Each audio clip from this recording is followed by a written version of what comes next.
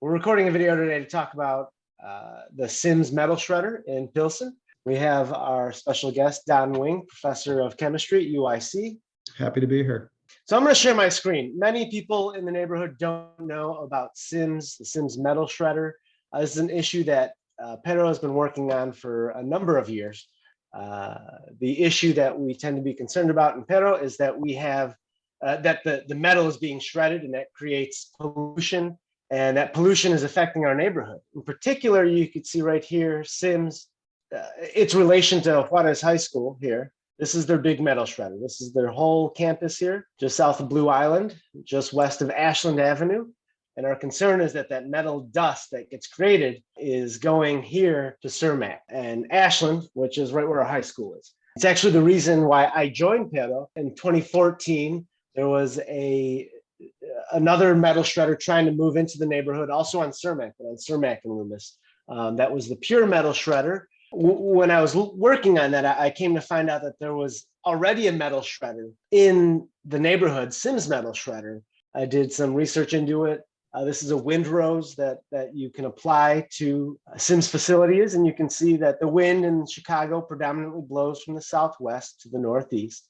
And so the wind's just blowing right at our homes and our high school. You know, and you see the same pattern. This is the H. Kramer facility that PERRO famously worked on, and that was emitting a massive amount of lead into the neighborhood to the northeast of the facility, because again, that's where the wind blows. We've been working on this from 2008. I started working with PERRO on this in 2014. Very controversial issues for a number of reasons in 2014 that I won't get into. But in 2019, some tests done and eventually a fine levied of $225,000 on SIMS, announced like the weekend, the week before Christmas, so mostly nobody paid attention, but it's been in the headlines again. And Professor Wink here has been digging through these technical documents that PERRO thinks you on the other side of this camera needs to know what's going on, because this is in our neighborhood, this is in our community. It is a source of major concern. So Don, thank you for joining us. Can you tell us a little bit about the history and the timeline of this most current action? And Sure, I'd be happy to. Thanks, Troy. And I want to thank the folks in PERRO who started working or allowing us to work with them a few years ago, thinking about lead in the community, in the water, but also some other things associated with pollution at other sites. And as you mentioned, in 2019, this really did come up in a big way because of the US EPA action, the administrative consent order that was signed with SIMS. One critical part of that was that they had to apply for a state operating permit, a federally enforceable state operating permit, which they filed in January of 2019, looking at what they had. And that included data about emissions that were actually not from the SIMS site in Pilsen. It was from a site in Rhode Island. But one of the things that they had to do, and they did do, was get an independent stack test done in September of 2019 that they then used in a revised application in January of 2020. And that's where things stood until, for what the community knew, the state is supposed to issue this as a draft permit that would get comments. But in fact, in October, we learned that the Illinois Attorney General was filing an action based on the fact that in the spring of 2021, they had actually found out that the emissions that were coming out of the shredder were not being completely captured. They used a tracer gas to determine that. And so that required a further modification of the system, which is also going on. And then, and only then, will the state tell us that they're going to test and model what's there. But in the meantime, what's also happening while we're waiting now 3 years on that whole process to take place is that the city issued new regulations in June of 2020 for large recycling facilities. And SIMS has also filed an application with the city for a permit under those. And again, that's something that is more pressing because the comment period for that permit application only goes until the end of February. And that's where it takes us to today. And I'm going to share my screen and then let people see sort of some of what's going on with that and a particular concern. So I've written up an analysis, a white paper about some of what's going on there. I've shared it with PERRO and some others.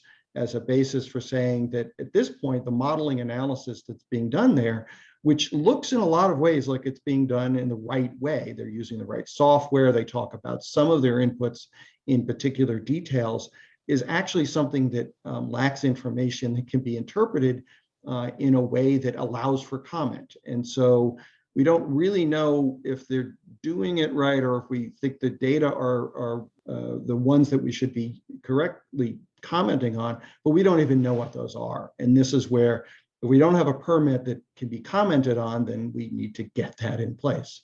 So I won't go through what's here other than to say it does summarize some of the history, and then it talks about some of the issues about that I'm going to briefly mention here. So let me just put up here next that these are the Chicago rules that we have for the large recycling facilities. And if we go to page 31 of the PDF of this, one of the things that we see is that there's a call, this is section 3.9.21, for an air quality impact assessment. And that's a critical part of the community understanding, or the city understanding, what is this going to do over time? And there are particular details that are there. And again, this uses standards that the US EPA has set. And then when we go to the actual permit application, and this is the permit application, it's available from the city. And so if we go to the part of that where they're actually talking about this, it's Appendix R. And here's the air dispersion modeling study. And when we go through it, we can see that they're talking about the characterization of what they're doing for measuring. The critical thing that they're reporting on is particulate matter, 10 microns in size, that's PM10. Without going into all of the details, although I hope I show some of those in the white paper, let me just go to where they actually show us the numbers or the information about that. And that's here on a little bit later, where they show the results. And here we see one of the things I think really doesn't give us anything to talk about here. What they have in table 2.2 is what they call the predicted highest sixth high 24-hour average concentration over 5 years from 2012 to 2016. And this may be a valid report of what that is, but we don't really know what that is relative to the risk in the community. And so this may be that the permit needs to have additional explanation. It may be that it has to have, and this goes to the question that Troy raised earlier, really careful and nuanced data about distribution. Like, why use 2012 to 2016 data? Right. Why is that used? And then also, what does the sixth highest mean in this case? So maybe they were blipped out by Thanos and brought back with the Avengers. Yes. And we'll see that a little bit in a while. And then on the next page, there's a figure here of the results. And again, this is a distribution. We don't really understand what it means to have 24-hour modeling here. And more importantly, this doesn't take into account the fact that Chicago's weather isn't the same all the time. So the idea that you take a single snapshot, again, there might be a technical reason for that. It needs to be explained so we can comment on it. But I do think that one of the things that will be important is that this is not just one snapshot, but that the community should be able to look at things that are modeled for real weather patterns across the entire year. And again, presumably with data that's not just 2012 to 2016. Let me show one other thing in the report that I think does cause us a bit of moment of concern here. This is the modeling of air pollution, hazardous air pollutants. And this is where we get into questions of metals. And here I want to pause and just note that they use the source testing that was done at the US EPA's requirement in September 2019. And that was done by an independent group. And we've got those data available, and they explain themselves very carefully there. But in the Attorney General's action this last October, one of the things that was shown was that the test done about whether or not the emissions were being properly captured showed that the stack capture was not adequate. There was the tracer that was put in wasn't all coming out on the test. And that raised a real concern that by a factor of 2, the numbers in the September tests at least were flawed. Yeah, Troy. So they do a test in 2019 as part of this US EPA action. Mm-hmm.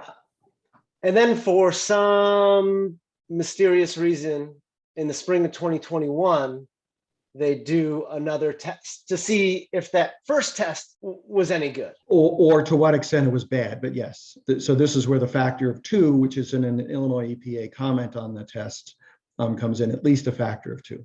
And okay. Now, and then the Attorney General filed an action in the fall of 2021. Correct. And SIMS agreed to it to go through making some changes to the system so that this problem could be addressed. And indeed, so a problem of additional organic emissions could be addressed. That's not what we're talking about here today in detail, but. And so, how does this bring us up to where we are today? So where it comes up to here is that this is the data that's input to give us information. And I'm just going to go to where they have lead. Sorry, just a second here. So they give the results for many metals. Lead is a case in which there is a standard. It's 0.15 micrograms per cubic meter. The number that they get, which is a predicted maximum 3-month rolling average, which actually is sort of explained. They have this average here, again, this unusual thing about December 2015, and then the 2 months adjacent to it isn't really cleared up. And more importantly, we don't really understand how the data that came out of the stack test, flawed though it might be, turned into this number, or for the others. And so you look at this and you see that the maximum average is less than 10% of the US EPA level, but we don't know that that number is actually, first of all, correct in the abstract, but also whether or not it's right for where we are in this time. And this is the kind of thing that needs to be, I think, in the permit to permit comment. And that's the reason I wrote up the white paper to say this is something we can't use, or a community member can't use in giving detailed comment. Yeah. So again, they filed for a permit in the city of Chicago. They're using this flawed data from their previous tests and pretending like it's not flawed data. Like, we know it's off by at least a factor of 2. Based on what we've been told by the Illinois EPA, yes. We strongly believe that it's off by a factor of 2 at best. And they're using that data without qualification in this permit that we're supposed to be commenting on. Yes, and in the case of what I just put up here again with the map is they're giving us information that we don't know what it means. So I can imagine what the numbers might be for those different colored regions, but I don't know based on what there's there, or if it's in there, I don't see it obviously there. Certainly not in this figure. We're not all skilled users of Aeromod. I'm not. And so again, to an expert who's using the software on a regular basis, this might actually have some obvious characteristics. But here we're looking at something the community is supposed to comment on, and that's where the information needs to change. It's very frustrating now going through this process. For me, going on 8 years, for Maria now going on 15 years, and you going for what is this now, 3 years of this? It's 3 years since the EPA action. It's 3 years since I started looking at things, yeah. Yeah, so it's just incredibly frustrating that there's so many obvious, this is a company that operates in our community day in and day out, a kitty corner from our high school, that we don't know what they're doing. We know that they're doing something bad because they've been fined already, but just to have so little information about critical infrastructure is in our neighborhood, in our community. Yeah, it's worth it if you are a layperson watching this, that you go and make comment on the city's website and I hope follow along with this and get some more coverage on it, because it's been greatly neglected, and for something that has the potential to be a problem for our high school, especially, and for our community in general. We need more eyes on this. I thank you, Don, for taking the time that you have digging through this technical work. It is hard to dig through, and it's helpful to have you present it to us. Well, I'm glad it can make a difference for what you're able to do in talking to the city as residents. And then we'll see what happens in managing the whole thing going forward. There are 3 levels of agencies at the city, the state, and the federal level that are looking at this and making sure that they know what the community is concerned about. Requires the community to have the information that they can make sense of. So we're pressing on that as we can.